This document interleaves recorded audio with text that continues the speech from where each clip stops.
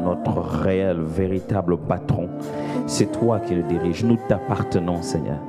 Et reçois toute la gloire encore ce matin au nom de Jésus. Amen.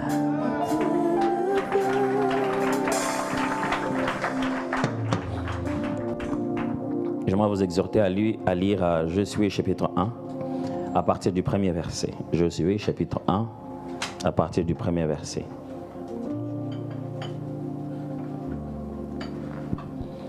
Après la mort de Moïse, serviteur de l'Éternel, l'Éternel dit à Josué, fils de Nun, serviteur de Moïse: Moïse, mon serviteur, est mort. Maintenant, lève-toi, passe ce Jourdain, toi et ce peuple, pour entrer dans le pays que je donne aux enfants d'Israël. Tout lieu que foulera la plante de votre pied, je vous le donne, comme je l'ai dit à Moïse. Vous aurez pour territoire depuis le désert et les Libans jusqu'au grand fleuve, le fleuve d'Euphrate, tout le pays des Hittiens, jusqu'à la grande mer vers le soleil couchant. Nul ne tiendra devant toi tant que tu vivras. Je serai avec toi. Comme j'ai été avec Moïse, je ne te délaisserai point, je ne t'abandonnerai point. Fortifie-toi et prends courage, car c'est toi qui mettras ce peuple en possession du pays que je jurai à leur père de leur donner. Fortifie-toi seulement et aie bon courage, en agissant fidèlement selon toute la loi que Moïse, mon serviteur, t'a prescrit, n'étant détourné ni à droite ni à gauche, afin de réussir dans tout ce que tu entreprendras. Que ce livre de la loi ne s'éloigne point de ta bouche, médite-le jour et nuit, pour agir fidèlement selon tout ce qui est écrit, car c'est alors que tu auras du succès dans tes entreprises, c'est alors que tu réussiras. Ne t'ai-je pas donné cet ordre? Fortifie-toi et prends courage. Ne t'effraie point et ne t'épouvante point, car l'Éternel, ton Dieu, est avec toi dans tout ce que tu entreprendras. Ceci est un texte un peu connu de tous. Il s'agit de Dieu qui est en train de parler à Josué, l'auxiliaire de Moïse, celui qui a servi avec Moïse et qui après a repris le bâton après le départ de Moïse. Ici, Dieu est en train de faire continuer la mission qu'il a donnée à Moïse et d'accomplir la promesse qu'il avait déjà faite à tout le peuple d'Israël à travers la personne de Moïse. Mon but ce matin, c'est de partager avec vous un message d'encouragement qui consiste à saisir et à comprendre très bien la prochaine étape d'une promesse. Dieu nous fait des promesses, beaucoup d'ailleurs, et gloire à son nom, il est fidèle pour toujours les accomplir. Alors ici, la question c'est, est-ce que nous comprenons toujours ce qu'il veut dire par la promesse qu'il nous fait? Il y a une promesse qui a dirigé le peuple d'Israël, qui est tout son sang jusqu'aujourd'hui, même jusqu'aujourd'hui le combat reste encore. C'était une promesse de terre, où ils vont habiter, où ils vont fleurir, un pays où coule le lait et le miel. C'est une promesse de terre. Dans la Bible, dans l'Ancien Testament, c'est appelé la promesse de Canaan. Ils devraient habiter ce pays où coule le lait et le miel, appelé Canaan. Tout à l'heure, je viens de vous lire le moment où Dieu appelle Josué pour sa part et lui donne la mission. Il dit, maintenant mon serviteur est mort, mais c'est toi que j'ai choisi, fortifie-toi, prends courage, parce que c'est toi qui amèneras ce peuple à entrer dans la promesse que moi je leur ai faite. Alors il commence à lui faire une délimitation, à quoi va ressembler cette terre, du côté du désert, du côté du Liban. Il lui donne la délimitation de cette terre. Et il lui donne une instruction très claire, fortifie-toi, prends courage, je ne te délaisserai jamais, je ne t'abandonnerai jamais. Et toi aussi, de ton côté, n'abandonne pas les règles, les lois que je te prescris à travers Moïse, mon serviteur. Mais il devrait amener tout ce peuple à Canaan. Ça fait près, au-delà de 40 ans qu'ils tournent en rond et qu'ils avaient une promesse qu'après être sortis d'Égypte, ils seraient allés tout droit dans le pays où coule le lait et le miel. Mais ça fait beaucoup d'années maintenant qu'ils n'y sont pas toujours. Et Moïse, qui s'en va mourir, lui reçoit la promesse, l'héritage d'amener ce peuple à la véritable promesse. Mais pour comprendre notre promesse, comprendre le lieu, l'endroit que Dieu nous demande, où Dieu nous demande d'aller le servir, la saison, le lieu, qu'est-ce qu'on peut comprendre à travers cette histoire de Josué et de Canaan et de Moïse et d'aller posséder la terre de Dieu? Je vais partager avec vous 4 choses. Mais avant tout, vous devez savoir que quand Dieu nous promet une chose, ou Dieu nous fait une promesse, il y a généralement 3 éléments qui entrent en compte à chaque promesse de Dieu. Premièrement, chaque promesse de Dieu implique un lieu géographique. La promesse s'accomplit toujours quelque part, que ce soit en cours de la route, mais on doit rencontrer la chose, la personne, quelque part. Il y a toujours un lieu. Toujours un lieu. Il y a toujours l'endroit où cela se fera. Et vous verrez que très souvent dans la Bible, les plus grandes promesses bibliques sont un déplacement géographique. Quitter Égypte pour Canaan, quitter ce monde pour le ciel. Parce que dans les finalités de Dieu, c'est lorsqu'il nous bouge d'endroit, qu'il nous place au meilleur endroit, qu'il nous met dans les meilleures conditions. Et les promesses de Dieu ont toujours un élément géographique. Ce que j'essaie de vous dire, c'est que quoi qu'il soit partout, il y a des endroits où Dieu veut être avec vous. Et si vous n'êtes pas là, ça ne donnera pas le fruit qu'il faut. Une sémence peut croître du sol, mais ça ne croît pas partout. Et il y a des genres d'herbes qui ne croissent que dans des pays, des climats tropicaux. Et ailleurs, ça ne va pas croître. Il existe que Dieu nous a créés tous avec notre lieu de germination. Et si vous n'êtes pas à cet endroit, vous pouvez beau crier, ça ne va rien donner. Et très souvent, nous, ce que nous voulons tirer les promesses dans un mauvais endroit. On veut que Dieu nous pourvoie tout ce dont on a besoin, mais on veut rester là où on est, on ne veut pas bouger avec lui. Très souvent, quand Dieu vient nous visiter, quand Dieu veut accomplir une chose avec nous, il nous demande toujours de bouger. Il dit, viens ici, marche, lève-toi, marche. Il te fait faire un mouvement pour t'amener au bon endroit. Une belle histoire qu'il y a dans la Bible, c'est l'histoire où Jésus rencontre un monsieur qui était aveugle. Il le rencontre, il veut le guérir. La Bible dit, il le prend par la main, il lui sort du village, il lui sort de la ville. Il l'amène en dehors de la ville. Arrivé en dehors de la ville, il prie pour lui. Il met la boue sur les yeux et tout, il lui dit, dis-moi, tu vois comment? Le monsieur dit, je vois, mais un peu les gens comme des arbres. J'ai toujours essayé d'imaginer comment on peut voir des gens comme des arbres. En vérité, les gars, ils ne voyaient pas le même monde que nous. Donc, comment il dit qu'il voit des hommes comme des arbres? J'ai jamais compris ce qu'il voulait dire par là. Comment il connaît les arbres d'abord?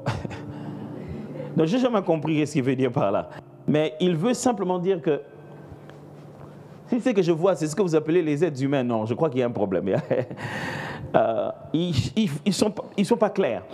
Et Jésus lui pose encore la main, il lui demande de regarder fixement. Et il se met à voir. Et il lui donne une instruction très précise. Il lui dit, ne rentre plus dans la ville. Vous savez, à ce moment-là, il aurait pu couler toutes les choses qu'on entend beaucoup dans les églises pentecôtistes et charismatiques. Les gens qui t'ont bloqué, ceux qui t'ont fait ça sont dans la vie. Ça doit être ton oncle, ta tante. Si tu rentres là-bas, ça va détruire ta vie. Il t'attaque. Ne rentre plus là-bas. Il aurait pu lui dire pourquoi ne plus rentrer là-bas. Il aurait pu expliquer qu'est-ce qui se passe spirituellement. Mais il lui a simplement dit que le climat spirituel de cet endroit n'était pas favorable à toi. Imaginez qu'il dit, mais toi tu es Dieu, tu as tout pouvoir. Moi je vais rentrer là-bas au nom de Jésus. Mais c'est justement Jésus qui a dit. Plusieurs fois, quand Dieu nous dit, ne va pas là-bas, ne te mets pas à tel endroit, nous, on lui dit qu'il est tout puissant. Mais c'est lui qui a créé les espaces et qui a créé les lieux et les milieux. Et il sait qu'il t'a créé, toi, et les choses qu'il t'a données, toi, ne vont pas germer à cet endroit. Et c'est pour cette raison qu'il te donne une promesse ailleurs. Chaque fois que Dieu nous donne une promesse, ça nous met toujours dans l'inconfort d'un déplacement. Ce déplacement est toujours un changement géographique, un changement. C'est très souvent dans ce sens-là. Peut-être que quelqu'un est en plein déplacement déjà. Et que vous êtes ici, vous êtes à l'endroit où Dieu vous avait donné l'adresse. Et vous êtes là en train d'attendre. Bon, il avait dit que je vienne là, j'y suis. Il avait dit que je quitte Bruxelles, je viens ici, je suis. Et après quoi? Je vous dis que très souvent, les promesses de Dieu sont toujours sujet à un déplacement géographique, mais c'est aussi sujet à un temps. Et le temps, selon la Bible, ce n'est pas vraiment celui qu'il y a sur la montre. Ce n'est pas vraiment celui que nous avons sur le calendrier. C'est le temps qui est l'alignement des faits, l'association de choses, jusqu'à ce que toutes les choses qui devraient se mettre en place soient mises en place. Et ça, pour nous, c'est interprété comme un temps, un moment M. Vous pouvez bien être à l'endroit où il le faut. Si ce n'est pas encore le moment, ça ne marchera pas. Mais Dieu nous donne les capacités de reconnaître que nous sommes bientôt dans le moment. Dieu nous donne les capacités. Vous savez, il nous arrive de fois de nous retrouver dans un autre pays où le time zone est différent. Donc, voilà. Ils ont, comment on dit ça en français? Un jet lag. Décalage horaire. Alors, des fois, tu n'as pas regardé ta montre, surtout pour voir l'heure qu'il y a au pays. Mais ton corps te dit que normalement, chez toi, on dort à cette heure. Tu sens que tout ton tour est en train de dormir. En plein milieu de la journée, mais tu vois, et puis on te dit non, résiste. Si tu dors maintenant, tu risques toujours d'être en... C'est bien de dire seulement résister. Mais là, tout en moi me dit que tu dois dormir. C'est comme ça que fonctionnent les temps de Dieu. C'est l'accomplissement d'un ensemble de choses. Lorsque ces choses s'alignent, tu n'as plus d'efforts à fournir. Ça fonctionne naturellement en toi. Et c'est très difficile à gérer les choses de Dieu quand on n'est pas dans le temps. On a toujours l'impression qu'on a beaucoup de combats. Vous savez, quand vous êtes dans le temps, même le combat sont prévus. Ok, je vais bien expliquer ça. Quand vous êtes dans les temps de Dieu, Dieu vous choisit les adversaires que vous devez vaincre. Ils ne sont pas là pour vous intimider, ils sont là pour accentuer votre appel.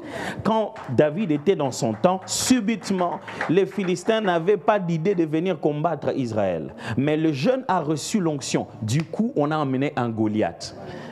À peine qu'on a parlé de l'huile qu'on l'a versée sur la tête, que Dieu lui a choisi, et Dieu a suscité un ennemi qui lui permettait de rattraper toutes les guerres que lui n'a pas eu le temps de combattre. Et le jour où David a gagné Goliath, la chanson s'est mise à être chantée.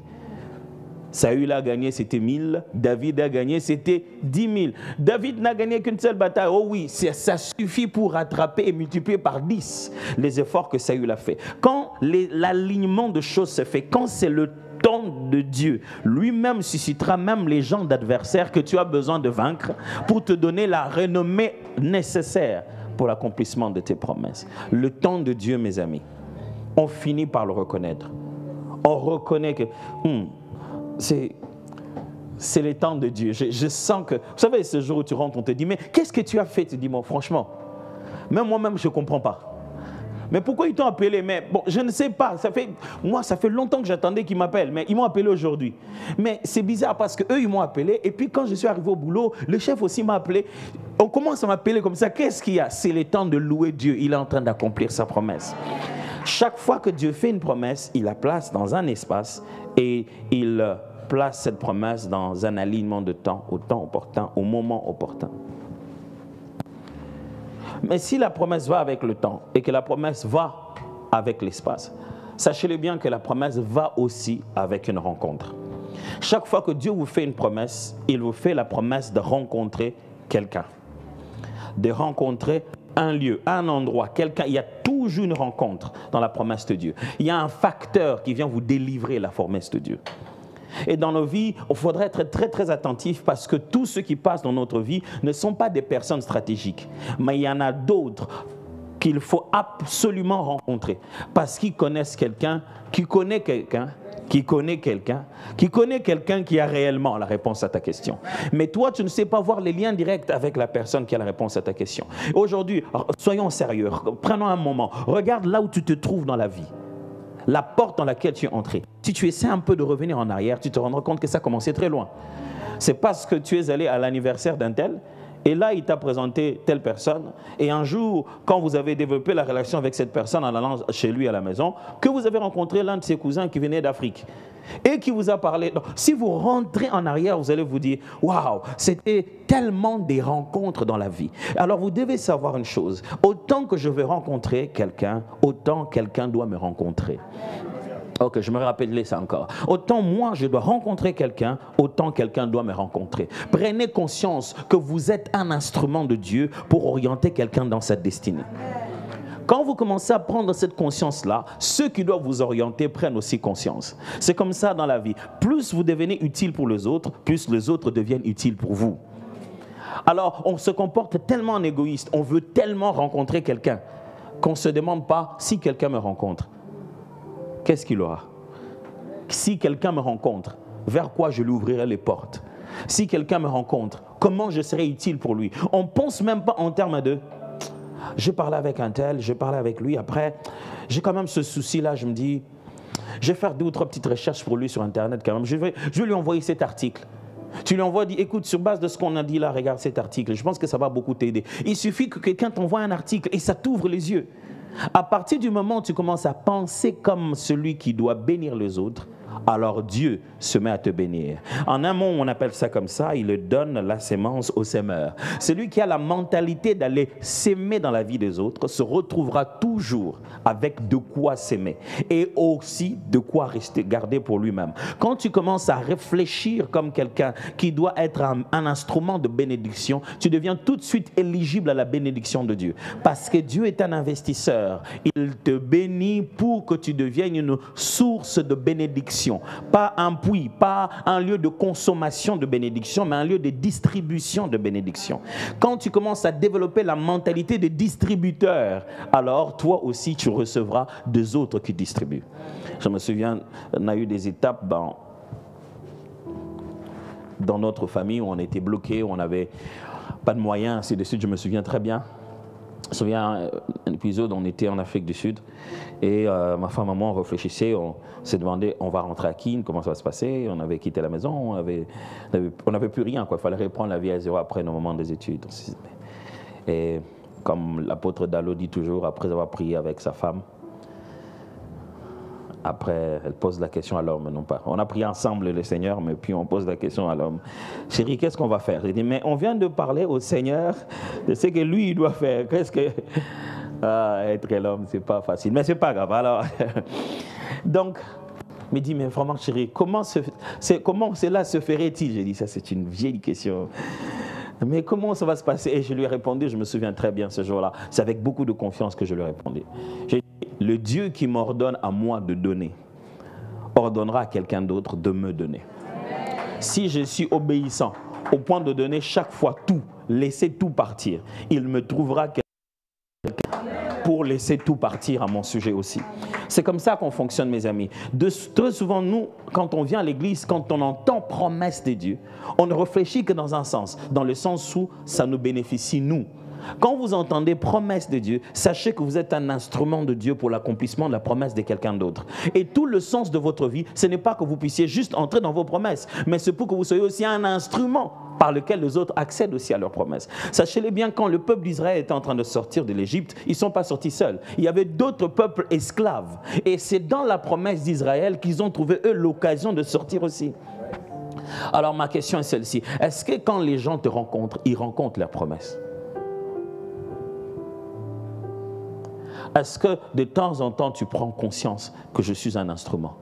Est-ce qu'il t'arrive de ne pas bien dormir parce que tu dois aider quelqu'un? Est-ce que le sujet, la vie de quelqu'un d'autre t'intéresse au point de te ôter le sommeil? Est-ce que ça te hante de temps en temps au bureau? Tu te dis, mais ce que Bijou m'avait dit là, franchement, la vie c'est difficile là. Vraiment. Surtout dans nos communautés africaines. Des fois, on fait souffrir quelqu'un tourne en rond juste à cause d'une information que nous, on a. Mais tu te dis, non, si je lui dis ça, il va aller là-bas. Si je connais mes frères, si tu lui dis là où il faut aller, il va aller là-bas. Et il va encore tout abîmer, il va tout gâter. Non, je vais pas dire. Oui, c'est difficile. Hein? On est partagé, on s'est dit, non, je connais. Si tu dis seulement que c'est là-bas qu'on cherche ça, il va aller là-bas et on ne sait pas ce qu'il va faire là-bas. Il va... Et non, je ne veux pas. Mais ça fait 2 jours que ça te revient tout le temps. Et tu te bats à te dire tout le temps, non, je ne vais pas lui dire. Pourquoi tu dis ça à toi-même? Parce que quelque chose te dit, dis-lui. Dis-lui. Mes amis, dans la vie, quelqu'un te tiendra toujours la main et t'amènera à là où il faut que tu accèdes. Lorsque Christ devait venir sur la terre, l'une des plus grandes promesses, tout le monde était occupé à chercher où.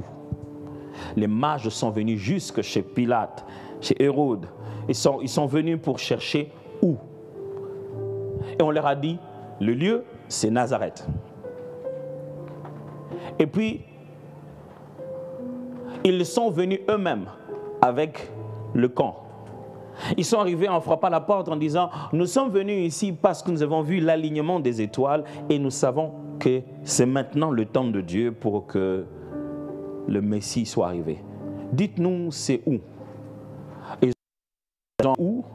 Ils ont appris c'est quand. Mais ils ont appris, quelqu'un leur a montré où ça devait être. Parce qu'au bout d'un moment, les étoiles n'ont plus suffi.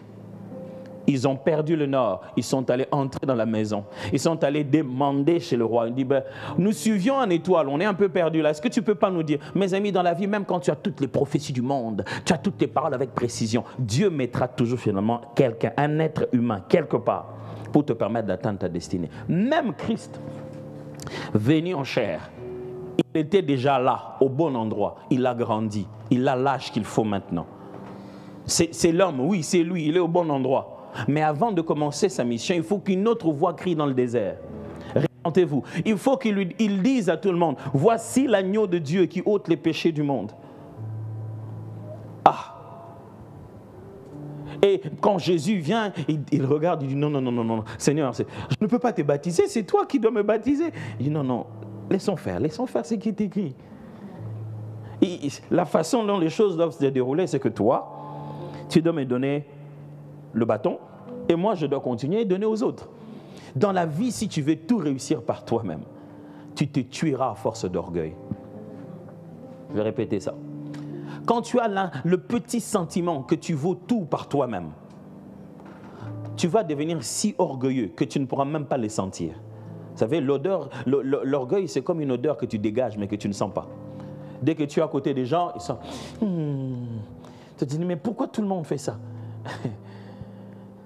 Quand on devient orgueilleux, ça pue, hein? Mais on est les seuls à ne pas le sentir. Mais pourquoi il me dit ça? Moi, je ne vois pas rien. Moi, je suis juste fier de moi-même. Ah, c'est ça les mots que tu as trouvés pour dire que tu es orgueilleux. Parce que tu as un sentiment, un mensonge au fond de toi que tu mérites ce que tu as fait. Que tes efforts en suffisent. Dans la vie, tu deviens humble quand tu sais que tu dois certaines choses aux autres personnes. Ainsi, tu ne demanderas rien à qui que ce soit qui a du devoir à toi. Je ne sais pas si je me fais comprendre. Un orgueilleux est très dur avec les autres parce qu'il pense que c'est que lui, il a par ses propres forces, par sa propre force. Ce qui veut dire que quand tu viens demander chez lui, il te donne, il te rappellera que c'est lui qui t'a donné. Parce qu'il croit que lui, personne ne lui a donné. Ingrat qu'il est, comme s'il était né par lui-même, sans l'effort de sa mère ni de son père, et qu'il a étudié par lui-même, sans l'effort de ses enseignants, et qu'il s'est guéri de lui-même, sans l'effort du médecin et des infirmiers. Il vit vraiment avec une vie qu'il consomme par lui-même, sans la grâce de Dieu. Mais quand tu es conscient dans la vie que ce que je suis devenu, d'autres personnes ont participé, c'est avec aisance que tu t'en vas participer dans la vie des autres sans rien leur demander. Alors, dans ce texte, Dieu est en train de montrer à Josué la prochaine étape. Vous êtes ici, Moïse est mort, mais ne vous arrêtez pas ici. Ici, vous avez épuisé ce qui devait se faire dans cet espace. Maintenant, vous devez aller dans un autre espace parce que j'ai un autre temps et vous allez rencontrer d'autres genres de personnes.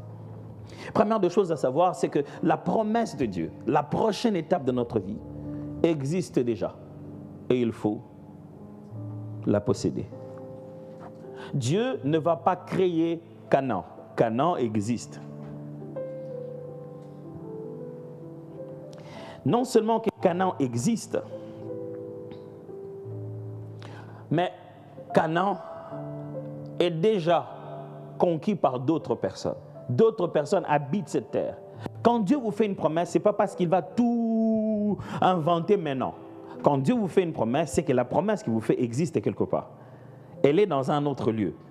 Une autre personne vous permettra d'y accéder. Dieu ne fait pas des promesses qu'il n'a pas. Quand Dieu vient te dire, je te donnerai ceci, c'est qu'il a déjà un peu la promesse que je t'ai faite. Parce qu'après la période post-pandémique, je pense que je dois te dire que comme je t'avais promis ça, je ne peux pas exactement le faire comme ça parce qu'avec la guerre en Ukraine, il y a quand même des difficultés. Non, quand Dieu t'a dit, je veux le faire, c'est qu'il l'a déjà fait. Et quand il leur disait, je veux vous donner Canaan, il leur citait même le nom des gens qui habitent Canaan. Le pays où habitent les Éviens, les Indiens, les Hittites. Mais tu dis qu'il y a des gens qui habitent déjà là-bas. Qu'est-ce que tu vas faire là-bas? Sachez-le très bien dans ma vie, dans la vie, mes frères et sœurs. Là où vous allez, ce que vous devez devenir, quelqu'un d'autre l'était avant. Vous voyez tout ce que vous aspirez là. Un jour, devenez grand, que quelqu'un d'autre s'est assis à la chaise où vous allez vous asseoir. Ne croyez pas que vous êtes les premiers. C'est une raison d'humilité, mais aussi de prudence. Quand Dieu vous promet une place, quelqu'un d'autre va quitter cette place. Ça va? Ok. Pour ceux qui étaient là pendant la semaine, ils savent bien que on raconte toujours une histoire comme ça à la chair. Ne dormez pas. J'ai presque fini. Quand Dieu vous fait une promesse d'un endroit, d'un lieu, quelqu'un d'autre doit quitter cet endroit pour 3 raisons. Soit parce que cette personne doit être élevée davantage. Alors, quand vous priez pour le bonheur des autres, vous êtes en fait en train de prier pour votre bonheur d'une certaine manière. Souhaitez le meilleur des autres. Ça leur permettra aussi de laisser une place pour vous. La deuxième raison, c'est parce que cette personne est juste rejetée. C'est-à-dire que le Seigneur le sort complètement du système. Elle n'est plus. Et ça, c'est la chose la plus triste. Surtout quand vous devez succéder à quelqu'un qui n'est plus. Vous devez être très, très attentif. La troisième raison, c'est parce que cette personne a été rétrogradée. Il n'y a rien de plus difficile que de se mettre à diriger quelqu'un qui était là sur cette chaise avant toi. Ça, c'est très, très difficile parce que tu vis ça au quotidien. Mais une chose est sûre, mes frères et sœurs, la promesse existe déjà. Dieu ne va pas la fabriquer. Est-ce que vous m'entendez? Ok, je vais vous apprendre à mieux m'entendre maintenant. Cette église va se déplacer d'ici et l'endroit où elle doit aller existe déjà. Ça ne va pas être inventé en France. Le lieu existe, l'espace existe et ce n'est pas un lieu vierge. Quelques autres personnes y ont habité, ils ont fait autre chose dedans. Priez pour que quelqu'un s'en aille parce que c'est votre place et qu'il s'en aille bien. Priez pour que le pays prospère parce que quelqu'un doit abandonner un endroit pour aller dans un autre lieu. Priez pour que le Seigneur fasse du bien aux autres parce que dans leur bien se trouve votre bien. 2. Une promesse. Le canon ou bien la promesse de Dieu, la finalité de la promesse de Dieu, c'est toujours une promesse de succession et de continuité. Il dit à Josué, le pays où habitent les Hittiens, les Éviens, les Hittites, mais il lui dit aussi, je voudrais que tu continues ce que Moïse, mon serviteur, avait commencé. Chaque fois, il lui parle à Josué, il lui dit, selon que j'avais parlé à Moïse, mon serviteur. Quand Dieu nous fait une promesse demain pour aller quelque part, pour faire quoi que ce soit, sachez que la promesse de Dieu, c'est toujours une promesse de succession et de continuité. Vous allez prendre les choses quelque part et vous allez les lâcher quelque part. Quelqu'un vous a précédé. Dans la vie, vous devenez plus consciencieux de votre promesse quand vous savez que le travail que vous êtes en train de faire, il y a eu une nuée de témoins qui vous ont précédé. Il y a toujours des gens qui vous ont précédé. Vous êtes en train de succéder. Oh, mais moi je ne vois pas... non, moi je ne vois pas qui m'a précédé ici. Je viens de me marier avec mon mari, donc il n'a jamais eu d'autre femme. Qui m'a précédé avant? Non, il y a d'autres personnes qui ont été mariées dans votre famille. Et tu sais comment ça finit. Tu es en train de prendre ça pour la première fois, un vrai mariage, comme nous on dit chez nous, un vrai mariage pile au lit. C'est-à-dire, bon, c'est une longue histoire, ça vient. Mais, c'est-à-dire, c'est la première fois que quelqu'un dans votre famille se marie en allant à la commune, en allant à la mairie, donc en allant à l'église, bague au doigt. Pas que les circonstances les ont mariés et les ont forcés comme s'ils étaient comment on appelle le lockdown en français? Le confinement. C'est comme si on les a confinés au point que ça les a obligés à se marier. Non, là tu es là. Tu es en train de vivre une toute autre histoire. Si toi tu gères bien ton mariage, toute une nouvelle génération de nièces, de cousines vont commencer à avoir un nouvel exemple de qu'est-ce que c'est que se marier. Sachez-les bien, mes frères, ce que Dieu nous promet de faire, ce que Dieu promet de faire à travers nous, ça fait continuer un plan. Nous succédons toujours, nous prenons le bâton pour l'amener à un niveau supérieur. C'est pour cette raison que les parents sont anxieux. Quand on nous envoie à l'école, ils se disent, quelque chose a déjà été fait, il ne faut pas que ça reprenne à zéro avec toi.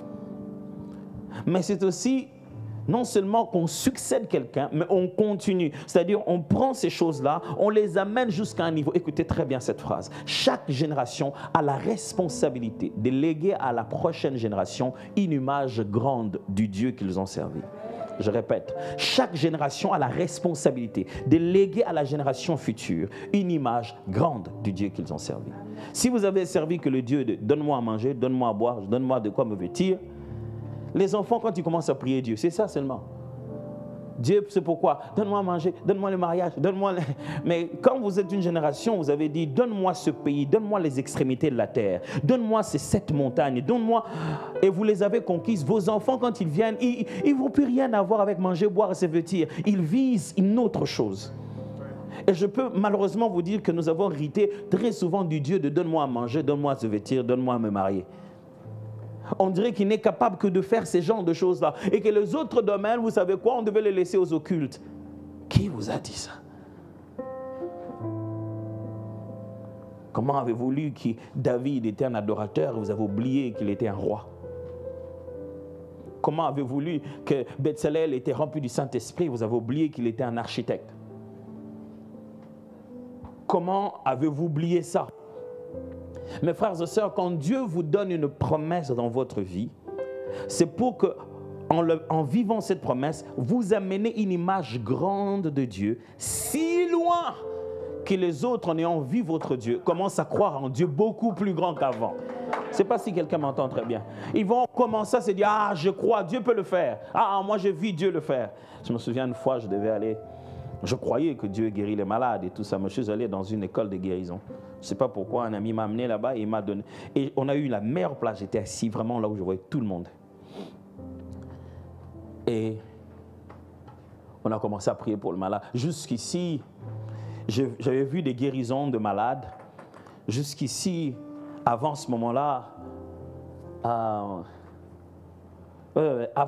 je n'avais pas encore vécu un miracle instantané. Donc tout ce que j'avais vu, c'était des guérisons, ainsi de suite.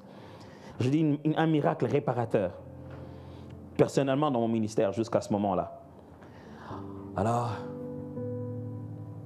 j'étais juste là où les malades venaient. Donc tous les malades, on les plaçait dans un coin. Je les ai vus entrer quand je suis entré.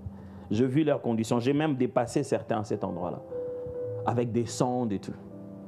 Ok, j'arrive, je me m'assois. J'étais là, on commence à adorer Dieu, on adore Dieu, c'était fort le temps d'adoration. Boum, j'entends seulement des cris, moi j'avais les yeux fermés, j'entends juste des cris. Donc le service de guérison a commencé. Systématiquement, chaque personne qui était malade du coin droit se retrouvait au coin gauche guérie.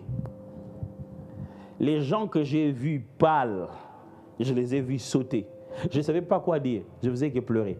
Pendant 1h30, je faisais que pleurer. Je n'avais plus de larmes, je faisais que pleurer. Mon cœur ne faisait que... Je dis, oh non, Dieu, tu es plus grand que ce qu'on pense. Mais si tu es dans un milieu où la compétition est dans qui a la plus belle voiture, tu n'oses pas croire à un Dieu qui fixe le problème des gens. Fille là, il faut que les gens voient un autre Dieu. Est-ce que vous êtes prêts? Sachez que votre promesse n'est pas qu'à vous. Elle est une promesse à léguer à toute une nouvelle génération qui doit avoir un autre genre de Dieu dans ces genres d'église. Troisièmement, c'est ce que Dieu veut tuer en nous. Quand Dieu nous donne une promesse, quand Dieu nous montre où il veut nous amener, il nous montre en même temps qu'est-ce qu'il veut tuer en nous. Ça signifie, le peuple d'Israël, Dieu lui dit, écoute, je veux que vous alliez dans le territoire où habitent les Héthiens, les Amoréens, tout et tout. Pourquoi? Parce que eux, je les ai rejetés. Tu les as rejetés pourquoi? Parce que c'est un peuple idolâtre. Ils ne sont pas en train de m'adorer moi. J'aimerais que vous puissiez voir qu'est-ce que je ne veux pas vous voir faire. Est-ce que quelqu'un m'entend très bien? Et il les a envoyés, il dit, massacrez ces peuples-là. Pourquoi on doit massacrer ces peuples? Il est idolâtre. En fait, vous êtes en train de massacrer l'idolâtrie en vous. C'est ce que je ferai sur vous si vous devenez comme eux. La promesse de Dieu nous montre non seulement ce que nous devons accomplir, mais elle nous montre aussi les genres de choses que Dieu déteste, qu'il ne veut pas nous voir faire. Est-ce que quelqu'un m'entend très bien? Amen. Quand Dieu te dit, voilà ce que je veux faire avec toi, il te dit en même temps à l'intérieur, voilà ce que je ne vais jamais te voir faire. Quand Dieu te dit, voilà la place que je te donne, il te dit, regarde celui que je fais partir de là-bas. C'est ce que je ne veux plus jamais te voir toi faire. David était l'une des personnes qui a bien compris cela. Qu'est-ce qui lui est arrivé? Saül s'est senti menacé par la présence de David. Il a commencé à le poursuivre, lui jeter des javelots, à faire tout ce qu'il pouvait faire contre lui. David a fui sa maison parce qu'il a vécu avec un roi abandonné, un roi déchu. Jusqu'à ce qu'il a passé de longs moments en cavale et puis il est devenu roi. Un beau jour, il apprend que son fils veut aussi prendre la royauté et il veut la prendre de force parce qu'il considère que son père a vieilli et il doit le remplacer. Alors le père apprend que le fils arrive, il sort. Lui et son équipe, ils sortent de la maison royale. Il dit, on sort. Les gens se disent, mais David, qu'est-ce qu'il a dit? Je ne peux pas me battre contre mon fils. Qui sait? Peut-être que l'Éternel l'a appelé. L'Éternel m'a rejeté, il l'a choisi lui pour devenir roi. Je ne veux pas me battre avec celui que Dieu a appelé. Parce qu'il a vu qu'est-ce que ça coûtait à Saül d'essayer de lui combattre lui. Il dit peut-être que Dieu m'a ôté d'ici. Je dois faire profil bas. Si c'est la maison de la royauté que lui doit rester, je préfère m'en aller. Si l'Éternel est toujours avec moi, il m'a amené dans cet endroit sans que je ne mérite. Pourquoi je vais essayer de protéger une couronne que lui m'a donnée? C'est à lui de protéger cette couronne-là. Il dit bon, je vais m'en aller. Pourquoi David a pu réagir comme ça? Parce que pendant le temps qu'il a vécu avec Saül, toute la mentalité de Saül a été tuée au-dedans de lui. Dieu lui a exposé à Saül pour qu'il soit le modèle à ne pas suivre. Et David, tu vois, un jour, tu seras dans cette position. Ne fais pas ce qu'il fait. Mes amis, j'aimerais vous supplier. Quand vous avez autour de vous des gens qui sont critiquables, des choses qui vous énervent, qui vous dérangent, des choses que vous aurez envie de ne pas faire comme eux, faites attention. Parce que Dieu, il est possible qu'il vous montre quelque chose qu'il veut tuer en vous. Les autres ne sont pas mauvais parce qu'ils ont juste voulu être mauvais. Ils le sont devenus avec le temps. Alors, faites attention. Le temps peut faire de vous exactement la même chose. Soyez attentifs. Quand Dieu tue en vous les Amoréens, les Hittites, regardez très bien. Il vous dit ça, oui. Avant, on parlait d'eux. Maintenant, on parle de vous. Ne devenez pas comme eux. Est-ce que quelqu'un m'entend très bien? C'est la même chose qui arrive au travail. Avant, on te dit, avant, on parlait d'un tel. C'était lui le nom le plus cité. Maintenant, on parle de toi. C'est-à-dire que ta renommée l'a remplacé.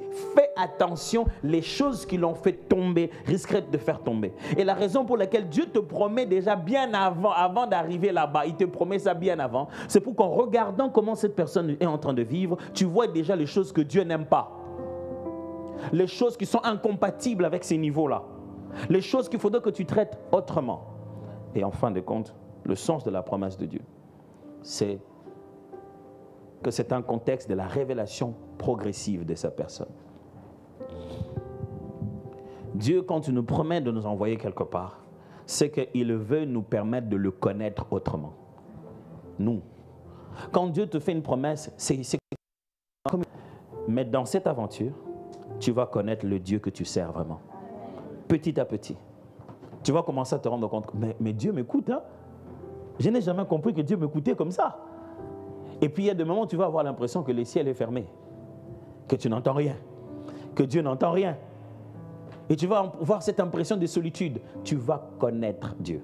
Sachez-le bien que toute notre vie, même cette affaire de soi-disant promesse, tout ça, la base réelle, le but principal, derrière tout ça, oh, je ferai de toi une grande personne, je te ferai étudier, je te donnerai beaucoup d'argent, tu vas te marier, toutes ces promesses-là, au bout, au fond, la finalité de tout ça. En réalité, c'est qui est derrière tout ça. C'est que Dieu veut qu'on le connaisse. Il veut juste qu'on sache qui il est. Il le dit clairement, enfin que l'on sache que je suis l'Éternel. Il veut qu'on le connaisse, qu'on apprenne à quel genre de Dieu on a affaire. Et vous ne connaissez pas quelqu'un parce qu'il débite toutes les choses le concernant, mais parce que vous vivez avec cette personne. Demandez ça aux jeunes sœurs. Pourquoi chaque fois qu'on leur demande la main, elles disent « Laisse-moi le temps, je vais observer ». Des fois, on a envie de dire « Je te laisse le temps, oui ». Pour observer quoi? Mais je vais moi aussi, toi, tu vois, toi tu es venu, moi aussi je vais prendre le temps un peu de réfléchir et de t'observer. Elle dit, je suis là. C'est bon, je ne vais pas avoir la réponse. Ça veut simplement dire que jusqu'aujourd'hui, je savais que tu étais gentil, un ami gentil. Jusqu'aujourd'hui, je savais que tu étais bon, un frère bon. J'aimerais me vérifier si bon frère peut faire aussi bon mari. Et tu ne verras pas qu'elle va te dire, ok, si c'est comme ça, je vais passer 40 jours de prière et je te reviendrai avec une réponse. Non. Et les frères, des fois, on commet beaucoup cette erreur-là. Dit non, je lui laisse un peu le temps qu'elle observe. Non, quand on ne laisse pas le temps d'observer. Il dit que observer veut dire être là pour être observé. C'est le moment de la raccompagner à la maison, c'est rassurer qu'elle arrive. C'est le moment d'être présent. On veut t'observer, dit. Viens là, fais-toi observer, mon gars.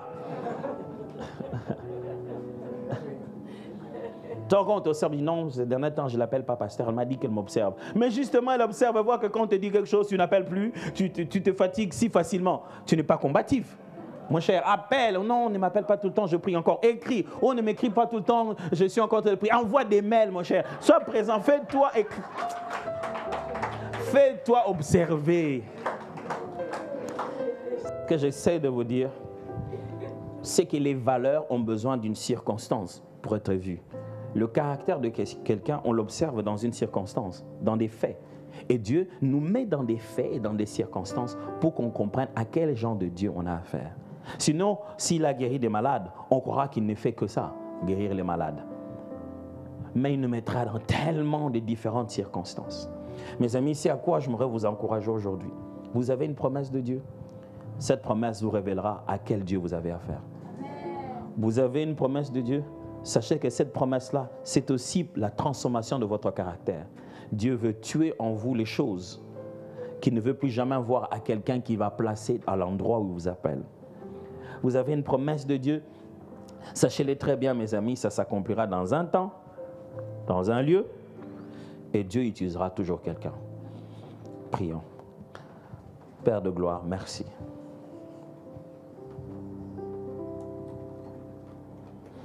Je ne sais pas quelle promesse vous avez dans votre cœur, quel message Dieu vous a donné, pour quelle destination, quelle est la chose que Dieu vous a dite. Je ne sais pas ce qui vous arrive maintenant. Est-ce que vous avez déjà localisé le lieu? Vous avez déjà localisé, vous vous êtes rendu compte que c'est le temps? Vous avez peut-être même trouvé la personne et vous êtes juste en train de chercher le temps. Une chose est sûre, il a dit, je ne t'abandonnerai jamais. Sois rassuré que Dieu ne t'abandonnera jamais à ton propre sort. Tout ce que j'aimerais nous demander de prier ce matin, c'est dire à Dieu, Seigneur, donne-moi de te voir grand pour que je te lègue grand. Prions ensemble. Donne-moi de te voir grand. De me rendre compte de la grandeur du Dieu à qui j'ai affaire.